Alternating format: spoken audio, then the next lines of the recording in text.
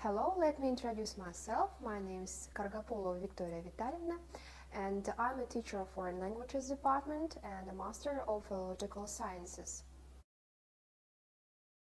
The first lecture is an adjective. An adjective is a word or a term that is used to describe the qualities or features of nouns and pronouns in a sentence or paragraph. It notifies the shape, type, quality, quantity, emotions, and furthermore things about a noun. For example, you might use something like describe a student. You say, he is a student. If you want to include an adjective in the sentence, you could convey clear information of what you are trying to tell by saying something like, he is an intelligent student or he is a good student. An adjective is one of the 9 parts of speech. Adjectives provide information about people, places, and things. Adjectives provide information about objects' shape, size, color, age, origin, or materials. Adjectives answer questions like which one and whose is it. An adjective is an important part of many sentences and it's used in all languages. But what is importance in English? Adjectives are used in various ways and can help writers and speakers clarify something and give readers a better understanding of the topic being discussed. Types of adjectives in English. So, because they can do many things, there are many types of adjectives. At first, let's consider comparative and superlative form of adjectives. Adjectives come in 3 degrees like positive, comparative, and the superlative. It's an unusual kind of adjective. The positive degree refers to a single object, person, or place. Positive adjectives are used to define something without making any comparison with other things. For example, in the sentence, she is pretty or this is a good movie. The comparative adjective is used to describe a comparison between 2 things. It's usually preceded by a word than, which can be seen in example. I'm nicer than him, or the shirt is better than the first one. Olivia is smarter than Oliver. Oliver's party was more fun than ours. She is smarter than she thinks. Sophia is taller than Amelia. Car is faster than bike. Father is happy than mother. The superlative form. The term superlative refers to something being at its highest or superior. You may see it in the following sentences. I'm the richest of all the relatives. This is the best song out of the entire album. We employ the superlative degree when we compare 3 or more items. Adjectives with this form have the suffix est that is added. We can make the superlative degree similar to the relative degree by including the word most. Sophia is the smartest girl in the town. Charlotte is the tallest when compared to her sisters. I can find the most comfortable jeans.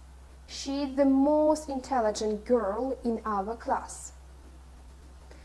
This is the most interesting novel I have ever read. I'm the tallest person in my family. Order of adjectives.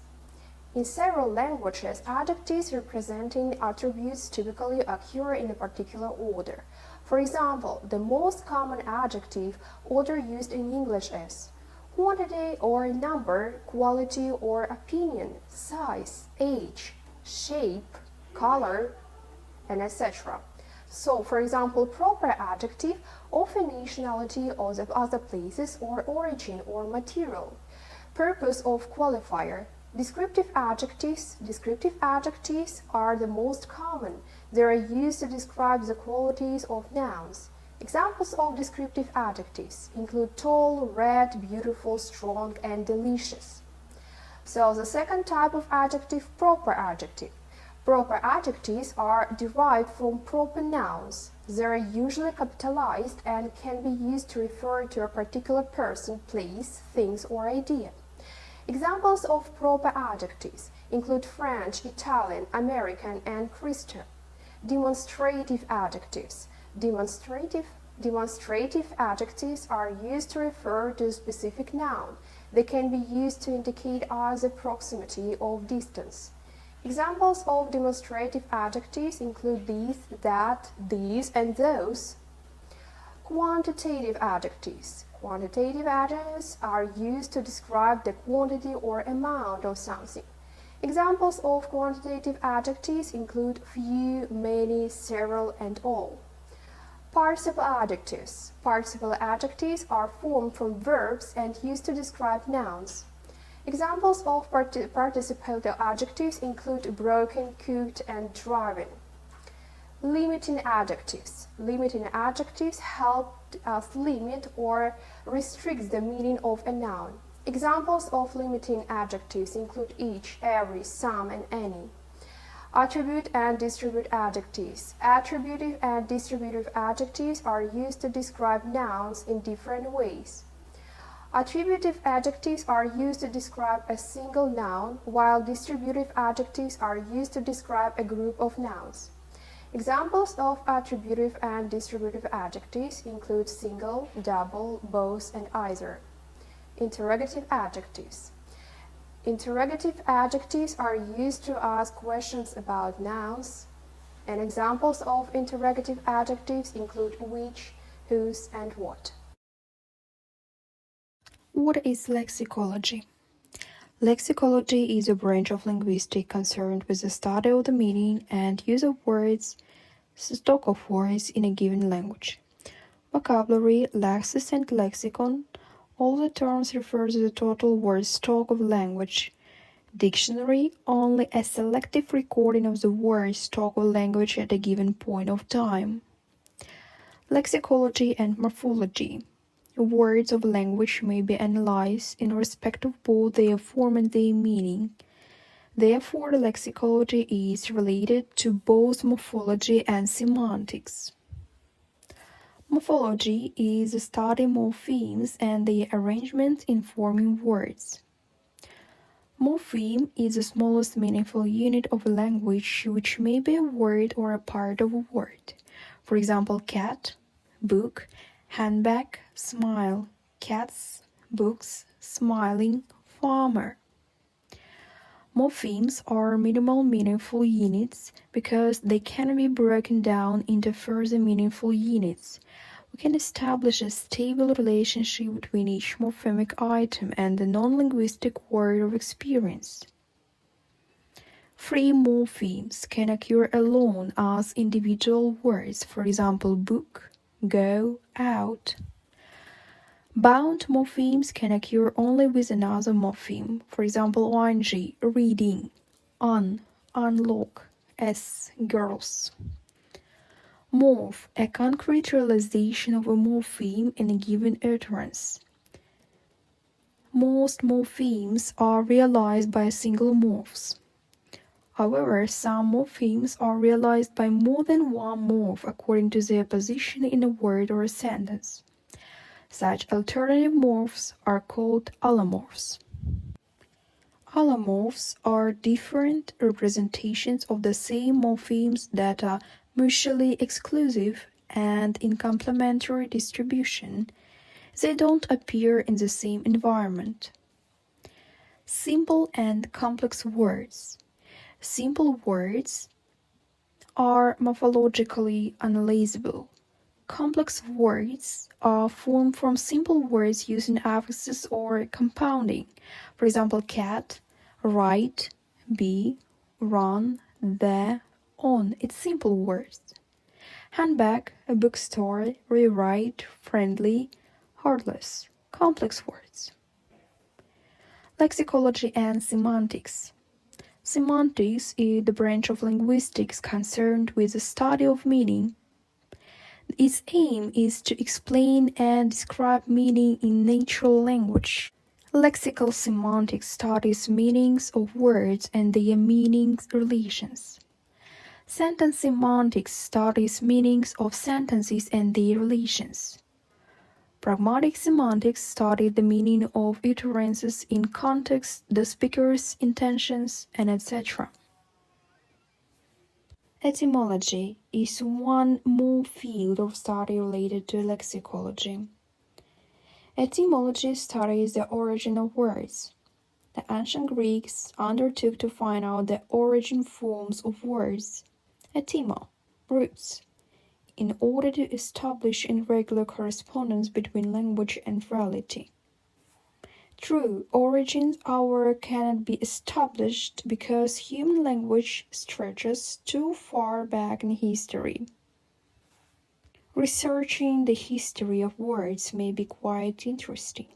For example, symposium. Symposium, a meeting or conference for discussion of some subject.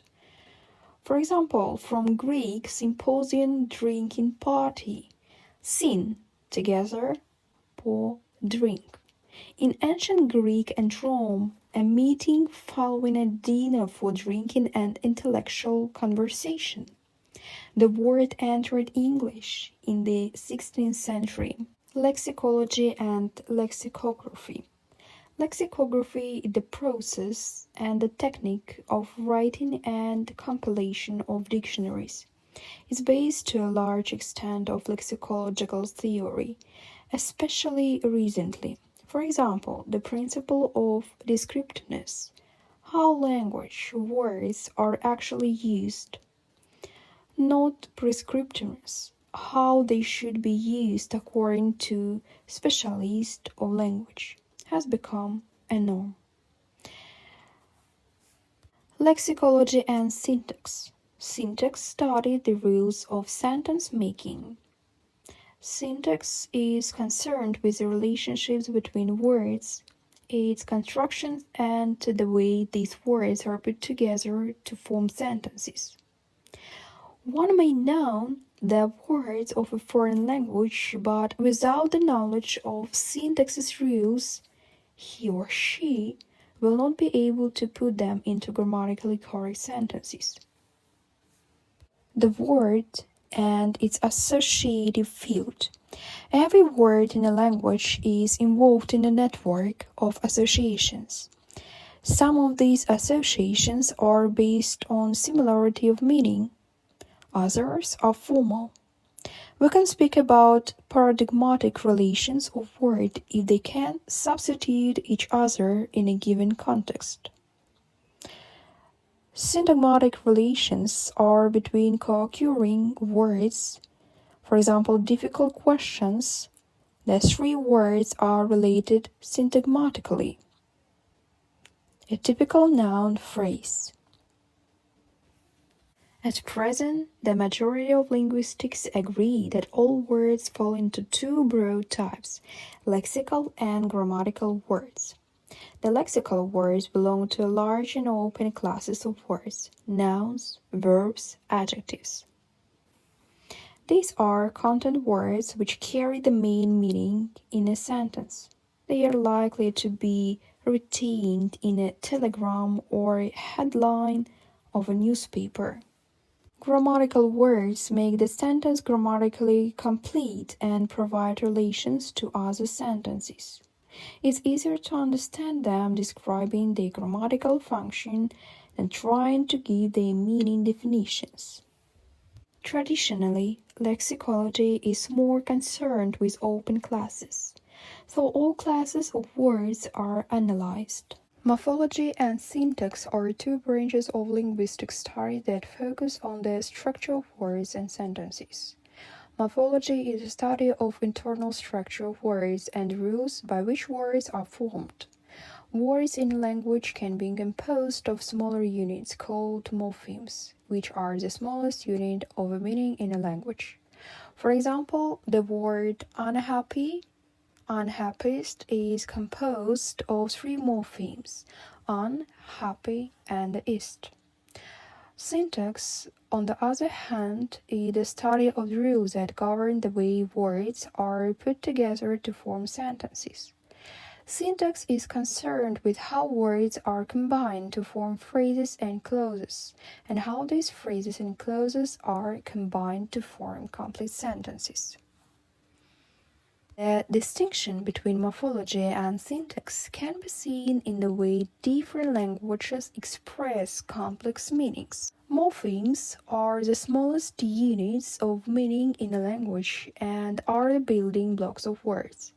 A single word can be composed of one or more morphemes. Morphemes can be divided into two categories: free morphemes and bound morphemes. Free morphemes are morphemes that can stand alone as words, such as dog, run, or tree. Bound morphemes, on the other hand, can stand alone as words, but must be combined with other morphemes to form words.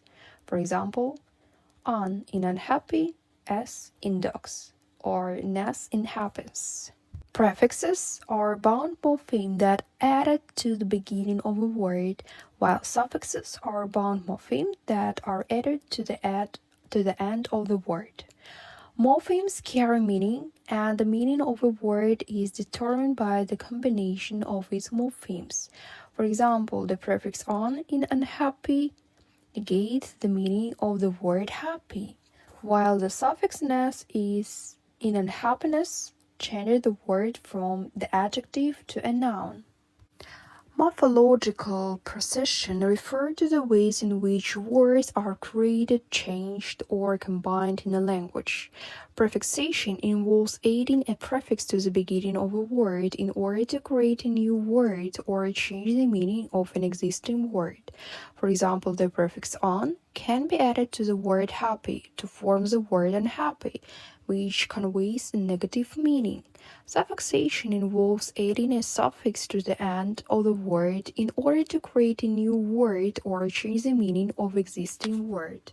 For example, the suffix ness can be added to the word happy to form the word happiness, which conveys a noun form of the adjective happy.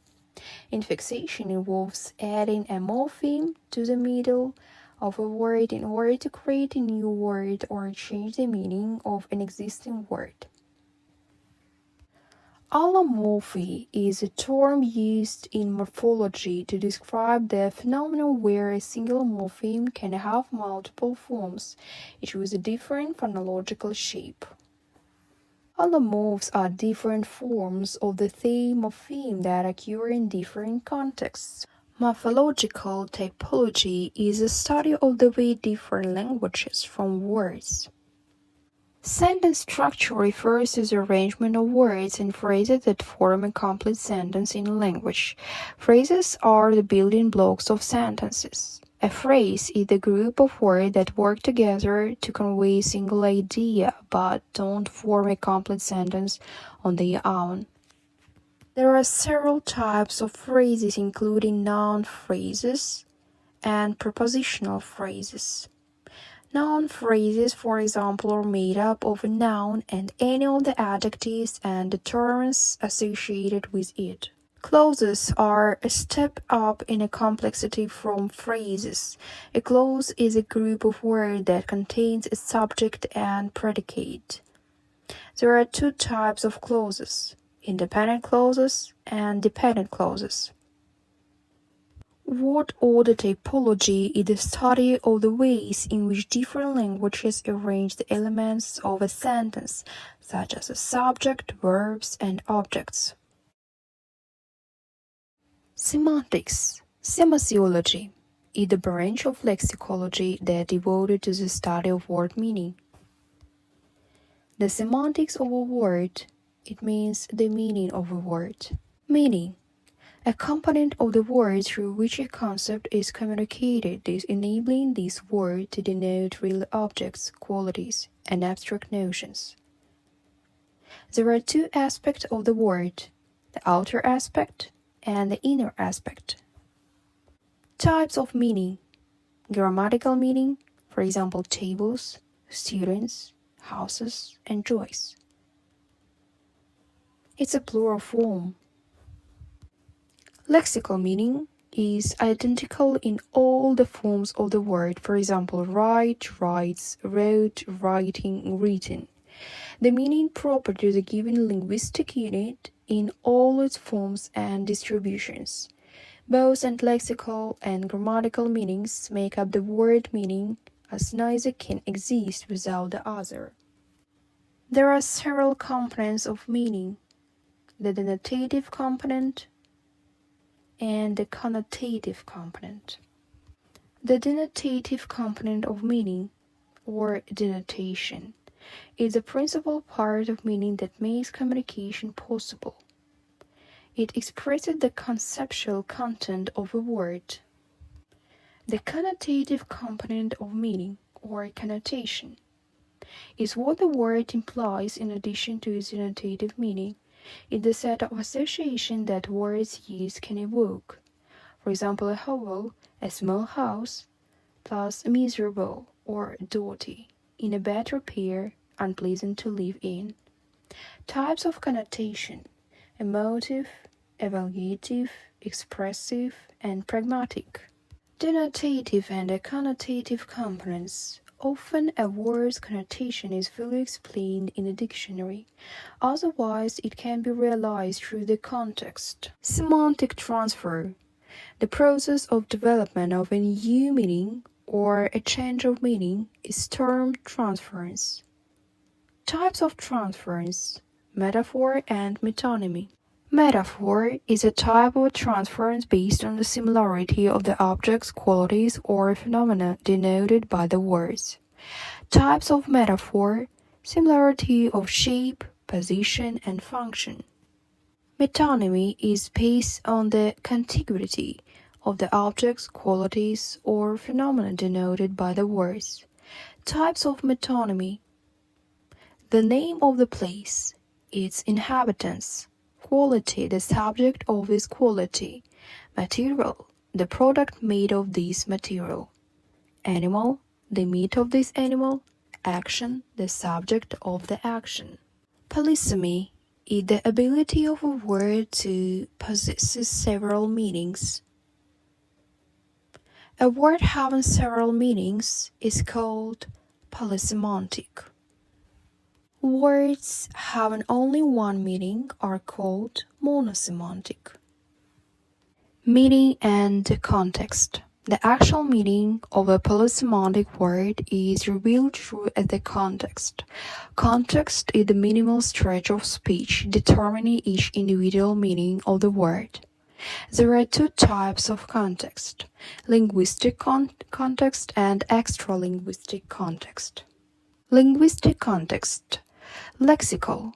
The groups of lexical items are combined with the polysemantic word under consideration, and grammatical. The grammatical structure of the context serves to determine various individual meaning of a polysemantic word. Extra-linguistic context. The meaning of a word is determined by the actual speech situation in which the word is used. The next lecture is numerals. Numerals are a grammatical form that is used to indicate a number and talk about amounts, among other things. They mostly fall under the category of determiners, but they can sometimes be nouns or even adverbs, although much less frequently. For example, the first example, I have 3 dogs, it's an adjective. The second example, so it's the second time I have called you, it's a noun. And the third example, I have seen that movie twice, it's an adverb. So some grammarians place numerals into the determiner subclass, named quantifiers. So when is a numeral is determiner? A numeral is a determiner when it's placed before a noun and when, in the case, it can express quantity or sequence. So, for example, she won first place. The company has 3 branches. Can I have a double whiskey? So, when is a numeral a noun? So, when a numeral doesn't come before a noun, this usually means it's a noun itself. For example, I'm the first to arrive. She got married in her 40s. I have a ton of things to do. Remember that nouns can take determiners, so when a numeral is a noun, it can also have its very own determiner. For example, see the determiner in a bold. She got married in her late 40s. This can seem a little confusing, since numerals are sometimes determiners, but remember that numerals can only have their own determiner when they are nouns. So when is a numeral an adjective? It's quite rare for numerals to function as adjectives, but it can happen. For example, you heard it here first. I have only met him once. Once he left, I turned the music up. Types of numerals. Numerals, as a grammatical concept, fall under different categories. The two most common are cardinal and ordinal numerals, but there are others too. Let's explore those now. Cardinal numerals are your classic 1, 2, or 3, and numerals that are used in simple counting and to indicate amounts. You might also see them referring to as counting numerals or simply cardinals. The word cardinal comes from the Latin cardinals, meaning principal, chief, essential, so it makes sense that the cardinal numerals should have such a name since they are the main category of numbers, and the other types depend on them. So cardinal numerals answer the question how many. You can write them in numbers or words. Ordinal numbers. Ordinal numbers tell us something or someone's number, rank, or position, like first, second, or third. As the word ordinal suggests, ordinal numbers allow you to put things in order. There is also a subclass of ordinal called general ordinals, which aren't actually numbers but relate to numbers. So these include the word last, next, and previous, and subsequent, nominal numbers. The word nominal comes from the Latin nomen, meaning name. That's why nominal numbers allow you to name objects, concepts, people, or animals in the series. They are given a number so they may be independent more easily. For example, other numeral types. I have conveyed the three main types of numerals, but there are definitely others. You find more fewer categories depending on which grammar books you read. Thank you for attention. The next lecture is an adverb. An adverb is a word that modifies a sentence, verb, or adjective. An adverb can be a word, simply an expression that can even change prepositions and clauses. An adverb usually ends only, but some add them as their adjective's counterpart. Adverbs express the time, place, frequency. So the functions of adverbs are performed by a single word known as adverb or multi-words called adverbial functions. Adverbs can add or change the sentence meaning. An adverb is used for classifying words with different syntactic behaviors. So let's take a look at some examples. The first example. The victim truthfully answered the officer's questions. The second example, he is finishing the work quickly. So, origin of adverb. An adverb is a word used to define or modify a verb, adjective, or a sentence. These adverbs convey the place, time, frequency, and etc. So, or you can say that we use adverbs to answer questions like how, what, where. We may use single adverbs or more than one in a sentence to express the whole meaning. Examples of adverb. The first example, the most straightforward and basic examples of adverbs are in which we answer the question starting with how, when, where, and etc. For example, we will go to the market in the evening. The second example, they are living happily. The third example, she goes to school regularly. Most adverbs are created by adding "ly" at the end of an adjective. Fortunately, unfortunately, luckily, and many more which describe the whole sentence are known as sentence adverbs. Primarily, these words are used at the beginning of a sentence, but they may be used in the center or at the end depending on the clause. So adverbs impact the sentences and implement many changes. A single adverb can change the meaning of a sentence. The high authority function of an adverb is that it acts as a modifier of verbs and verb phrases.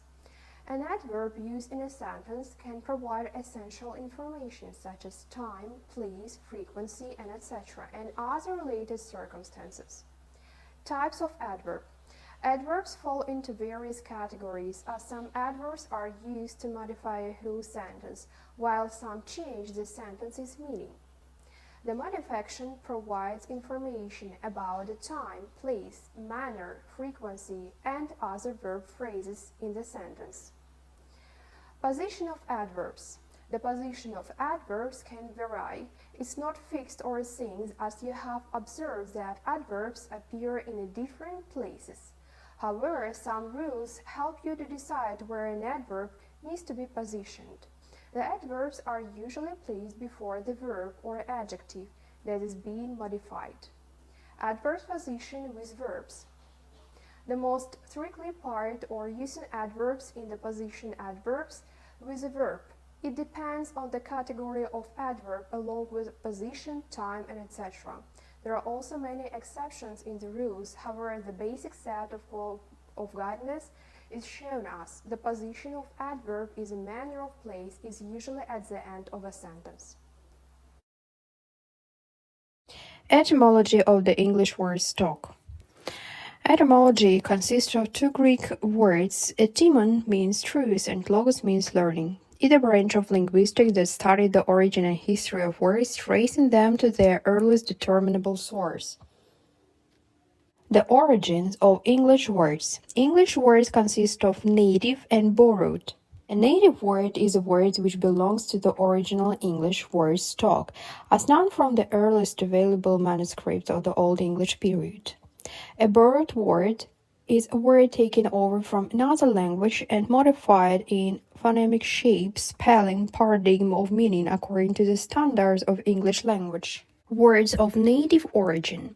Words of the Indo-European origin, words of common Germanic origin, and English words proper. Words of the Indo-European origin. Family relations, a part of the human body, animals and plants, the most important objects, adjectives, numerals, pronouns, some of the most frequent verbs. Words of common Germanic origin. Nouns denoting parts of the human body, periods of time, natural phenomena, artifacts and materials, animals, plants and birds. Adjectives denoting colors, size, and other properties. Verbs. The 7th century was significant for the Christianization of England. Latin was the official language of the Christian Church, and consequently the spread of Christianity was accompanied by a new period of Latin borrowings. These no longer came from spoken Latin as they did 8 centuries earlier, but from Church Latin. Also, these new Latin borrowings were very different in meaning from the earliest ones. They mostly indicated persons, objects, and ideas associated with the church and religious rituals: priest, bishop, monk, nun, and candle. About 75% of English vocabulary are borrowed words. Words were borrowed first of all from Latin, Scandinavian, and French. There are 3 layers of Latin borrowings in English. First layer goes back to the time of the Roman conquest of the British Isles, the 15th century. The Romans brought with them some names of objects that were new to population of Britain, names of food, words naming objects of material culture such as household articles, civil and military constructions, some Latin words of the last thematic group, and retain in place names. Such Latin words as Colonia and Castra are reflected in the following names: Lincoln, Manchester, Gloucester, Leicester. The borrowings of the first layer are known as spoken Latin borrowings.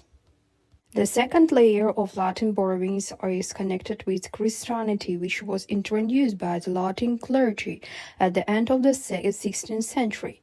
Latin was the language of Catholic Church and contained a great number of words connected with the religion. Many Latin borrowings were related to educations, churches, and monasteries, were the center of education. The second layer of Latin borrowings is known as Church Latin borrowings. The third layer of Latin borrowings dates back to the 14th and 16th centuries, the Renaissance period. A lot of words with abstract meaning and of sign character appeared in English language. They were borrowed from written sources and preserved their Latin form. In modern times, Latin continues to influence English in the space of scientific, technical, political, and terminology. As for Greek borrowings, the majority of them came into English through Latin. Many Greek words were borrowed in the epoch of the Renaissance. There are mostly bookish words such as athlete, lexicon, idiom, and etc. The first Scandinavian words began to penetrate in the English vocabulary at the beginning of our era during the occasional raids of the Vikings. Great number of Scandinavian borrowings pertain to the period which lasted from the end of the 18th century to the middle of the 11th century. Many Scandinavian words used in everyday life entered the English language, for example, egg, husband, root, wing, anger, weak, and etc. The French language is probably the third largest source of borrowings in English. French borrowings are subdivided into two main layers. French borrowings can be divided into several major groups: religious terms, administrative terms, legal terms, military terms, educational terms, terms of art, architecture, and literature, words denoting pleasures, words denoting food and ways of cooking. Simulations of borrowing. The term borrowing is used in linguistics to denote the process of adopting words from other language and also results of this process. Borrowings come under vocabulary in two ways. The first way, as a result of the blending of two languages, and the second, as a result of historical, military, cultural, social, economic connections between nations. About 75% of the English vocabulary are borrowed words. Words are borrowed, first of all, from Latin, Scandinavian, and French. There are three layers of Latin borrowings in English. The first layer goes back to the time of the Roman conquest of the British Isles in the 15th century. The Romans brought with them some names, objects that were new to the population of Britain. The second layer of Latin borrowings is connected with Christianity, which was introduced by the Latin clergy at the end of the 6th century. Latin was the language of the Catholic Church and contained a great number of words connected with the religion. Many Latin borrowings were related to education, as churches and monasteries were the center of education. The second layer of Latin borrowings is known as Church Latin borrowings. The third layer of Latin borrowings dated back to the 14th and 16th centuries, the Renaissance period. A lot of words with abstract meaning and scientific character appeared in the English language. In modern times, Latin continues to influence English in the sphere of scientific, technical, political, and terminology. As for Greek borrowings, the majority of them came into English through Latin. Many Greek words were borrowed in the epoch of Renaissance. The first Scandinavian words began to penetrate into the English vocabulary at the beginning of our era during the occasional raids of the Vikings. A great number of Scandinavian borrowings pertain to the period which lasted from the end of the 18th century to the middle of the 11th century. The languages and the cultures of the Vikings and the Britons didn't differ much from the made of borrowings process easy. Many Scandinavian words used in everyday life entered the English language, for example, egg, husband, root, wing, anger, weak, and etc. The French language is probably the third largest source of borrowings in English. French borrowings are subdivided into two main layers. The first layer is connected with the Norman conquest, which started at the end of the 11th century. At the time of the Norman conquest, common people spoke Anglo-Saxon, while the government, the military, the church, and therefore education were all dominated by the French-speaking Normans. The Norman dialect of the French language penetrated into every aspect of social life. French borrowings can be divided into several major groups: religious terms, administrative terms, legal terms, military terms, educational terms, terms of architecture and literature, words denoting pleasures, words denoting food and ways of cooking. Words of the second layer of French borrowings pertain to the 17th century and are known as Parisian French borrowings. They are borrowings from the Parisian dialect of the French language, which preserve and peculiarities of the pronunciation and spelling, for example, machine, bourgeois, bullet, knave, fatigue. Celtic borrowings. Celts were the original inhabitants of the British Isles before the Angles, the Saxons, and the Jutes came to the Isles in the 5th century. Celts were moved to Scotland, Wales, and Cornwall. Celtic borrowings were numerous in the English language. For example, down, cradle, bard, bread, druid, and bolt. But Celtic elements are well preserved in place names. For example, the names of some British rivers. Late Celtic borrowings are more numerous and they came into the English language from Scottish, Irish, and Welsh. In the 15th and 16th centuries, many words were borrowed by the English language from Italian, Dutch, Spanish, Portuguese, German, Russian, and other languages. Neologisms. Words are like the air we breathe, they all around us, changing and evolving without us even noticing. Every year, new words sneak into our dictionaries and daily conversations, making language a living, breathing entity. These fresh additions to our vocabulary are called neologisms. But what exactly is a neologism? It's not just a new word or phrase that popped out like a mushroom after the rain. Neologism can start from almost anything: technology, culture shifts, or even popular memes of the internet. They often snapshots of society at a particular moment in time, reflecting our values, concerns, and innovations. But how do these words make the leap from someone's creative thought to becoming an official part of the English language? Well, that's where the story gets interesting. Neologism is a newly made-up word or phrase that may be in the process of entering common use, but hasn't yet been fully accepted into mainstream language. Neologisms often come from technology, science, and popular culture. They can also result from new ideas or concepts that need a name. For example, selfie, blog, are neologisms that became so widely used they were added to dictionaries. Neologisms reflect changes in society and technology, showing how language evolves over time to fit our communication needs. The fascinating journey of neologism starts with the inception, and embraced by the public, it can eventually become an integral part of the mainstream language.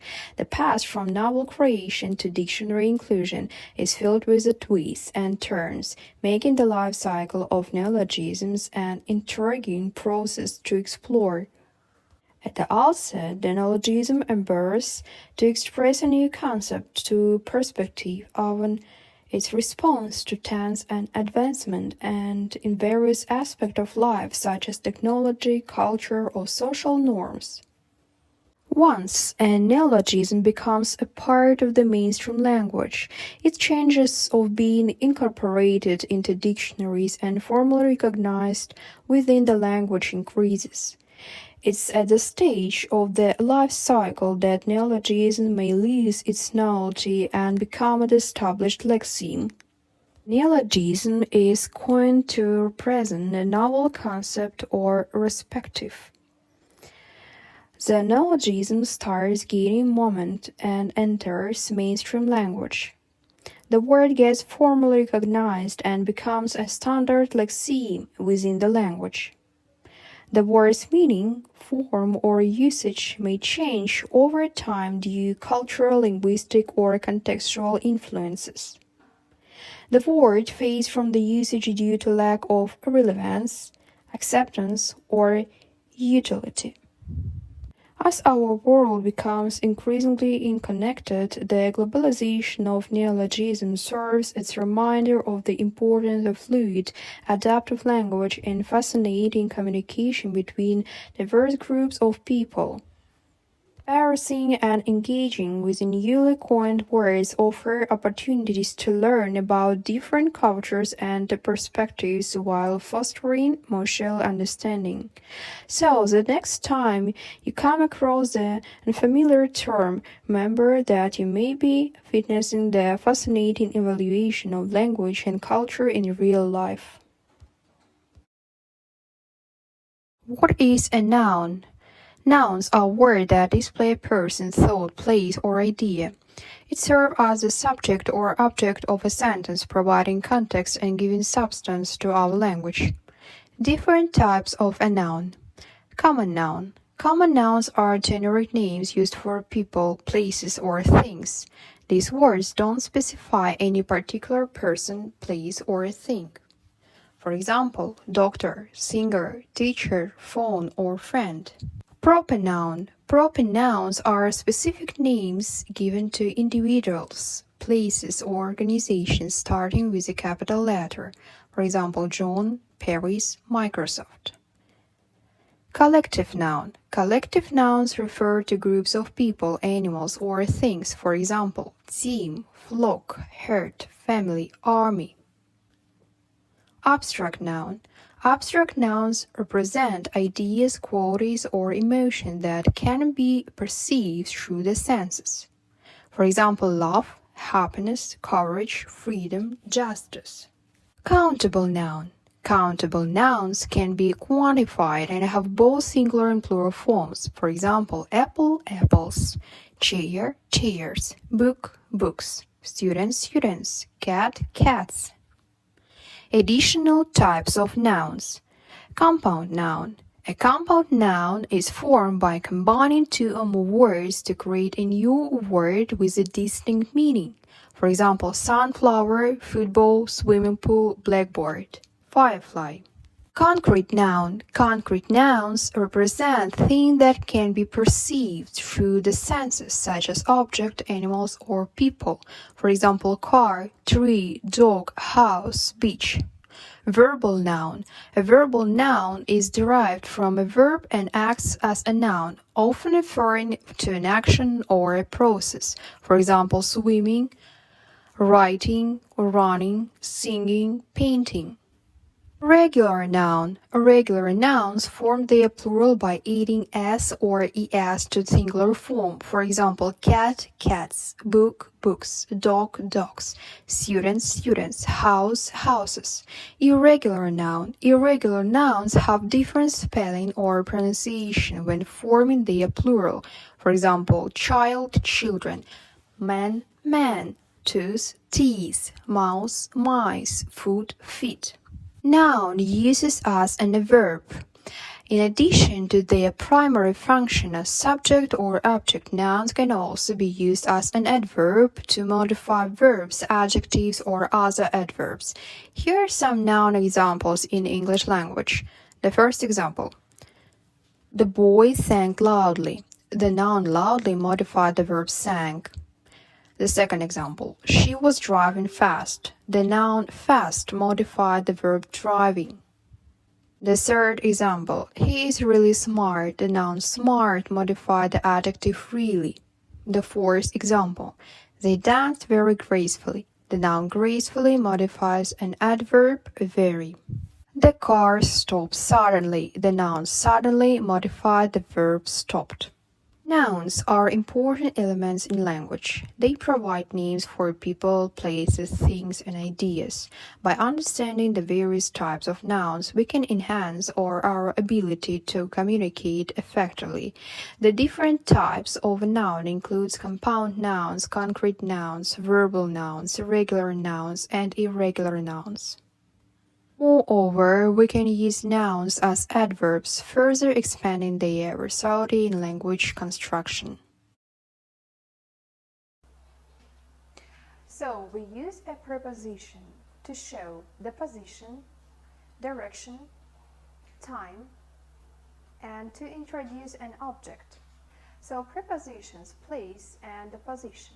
We can use a preposition to show the position and object, that is where it's placed on the surface, inside something, or another position.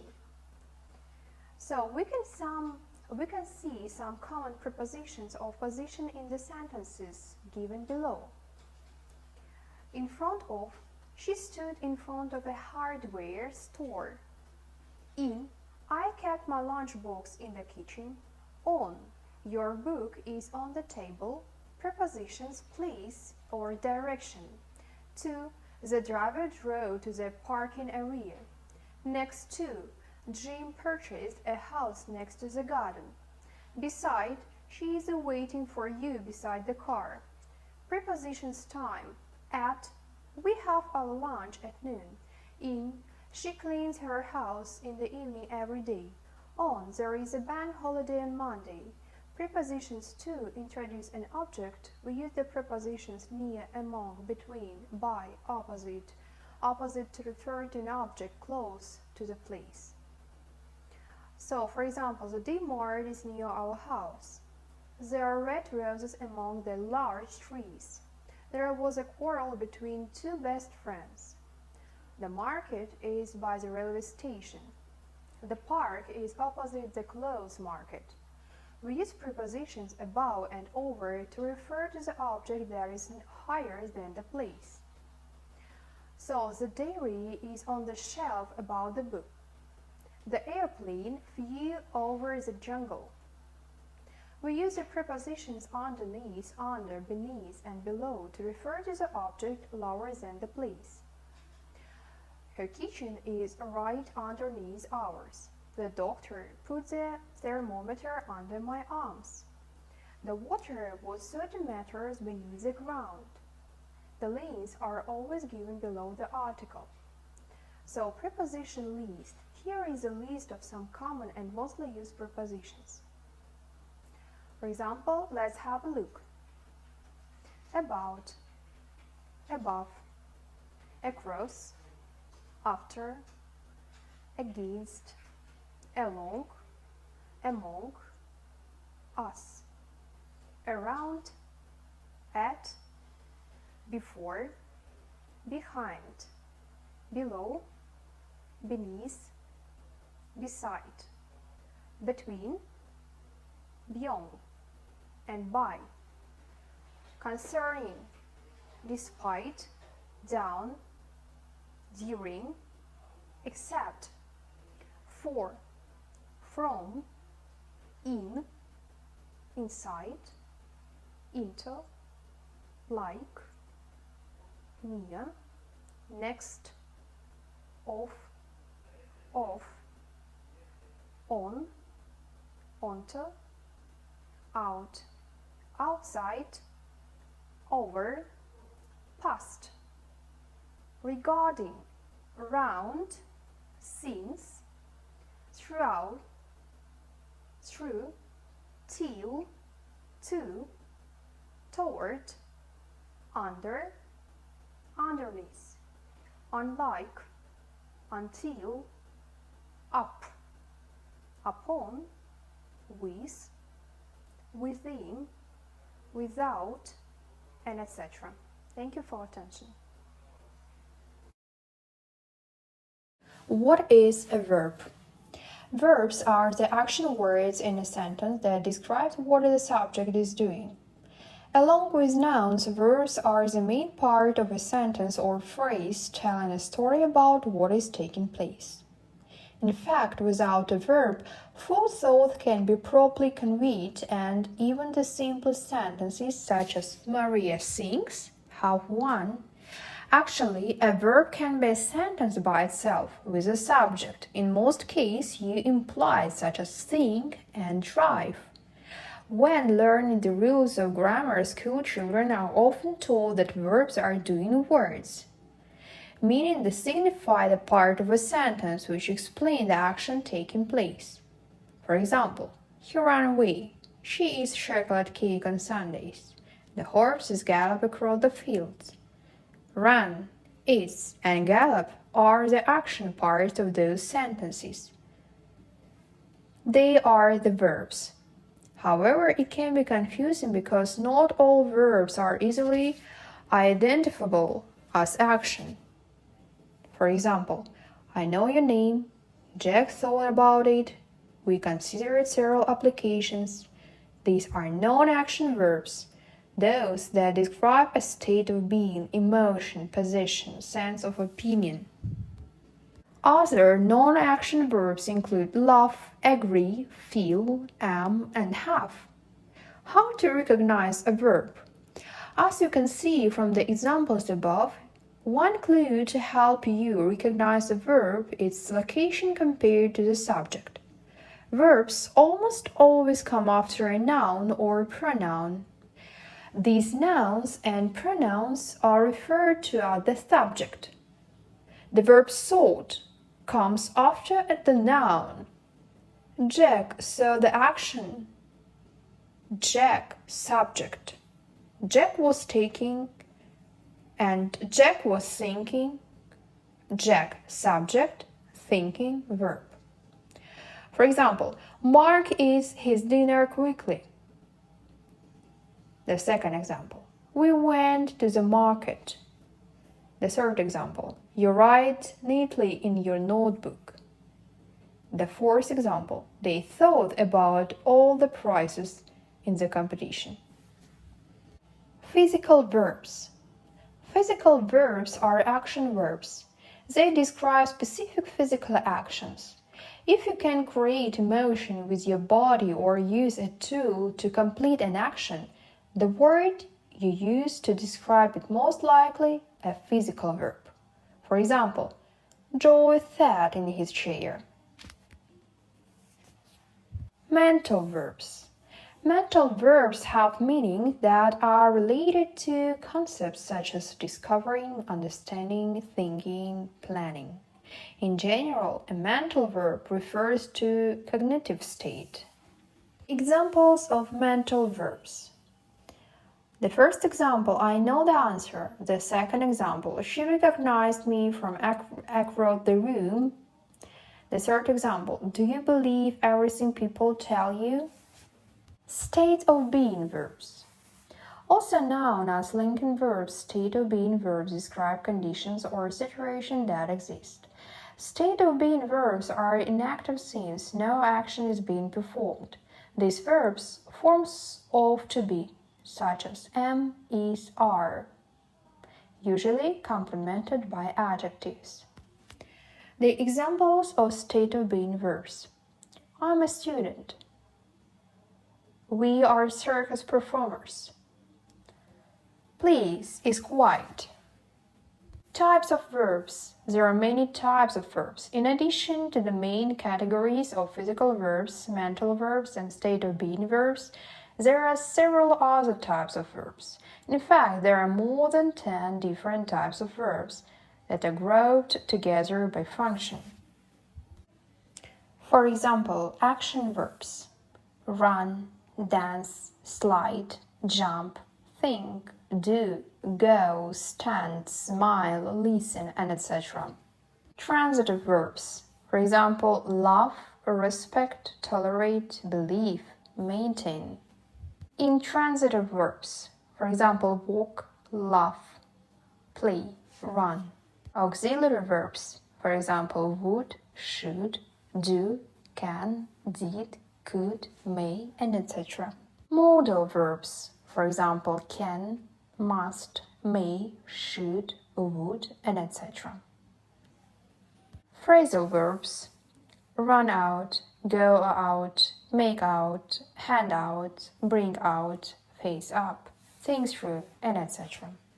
Irregular verbs: eat, ate, think, thought, bring, brought, buy, bought, and etc. The next lecture is an interjection. An interjection is one of the 8 major parts of speech, along with verbs, nouns, pronouns, adjectives, adverbs, prepositions, and conjunctions. Some grammarians believe that interjections are the least important part of speech. This is because interjections aren't generally required in order for the meaning of a sentence to become clear. An interjection is a word designed to convey emotions. It expresses meaning or feeling. It doesn't relate grammatically to the other parts of speech or of the sentence. Helps the reader understand the relationship between words and phrases in the sentence. Instead, it simply conveys to the reader the way the author is feeling. Interjections are rarely used in academic or formal writing, but are common in fiction or artistic writing. They are usually, but not always, offset by exclamation point, which is also used to show emotion. Use of interjections. Beginning of the sentence. When people think of interjection, they commonly think of them being used at the beginning of the sentence. Many also associate interjections with a punctuation and mark designed to convey emotions. The exclamation point. For example, this is often true. Interjections do appear in the beginning of a sentence. For example, "Oh no, I can't believe that it's showing here again." So in this sentence, the interjection "oh no" appears at the beginning of a sentence. In addition, the emotion is a strong emotion, and the sentence itself ends with exclamation point, middle or end of a sentence. Interjections don't always have to be at the beginning of a sentence. They can appear in the middle, at the end, or any place else where the author wants to interject a bit of feeling and emotion. For example, in the sentence, "So it's showing again, huh?" The interjection is found at the end. Here is the interjection is designed to express confusion or perhaps dismay at the continued show falling. In this sentence, the emotion wasn't emotion but an exclamation point instead. Instead, the interjection "huh" turned the sentence into a question. The sentence "in my opinion, my gosh, this is just the smartest thing you have ever said." The interjection is found in the middle. It's designed to convey the author's emphasis on his opinion that his statement was smart. Again, no exclamation point is required. Types of interjections. There are literally hundreds, if not thousands, of interjections in the English language. Most are designed to express strong emotions such as love, hate, surprise, happiness, anger, enthusiasm, disgust, boredom, confusion, or unhappiness. However, this is always true. Some interjections can express either a mild emotion or can be expressions such as "excuse me." A sample list or interjection includes words such as "aha," "boo," "gosh," "goodness," "huh," "oh," "oops," "oh no," "oh," "rats," "should." For example, this is by no means an executive list, but representative of the types of interjections you may use on a daily basis.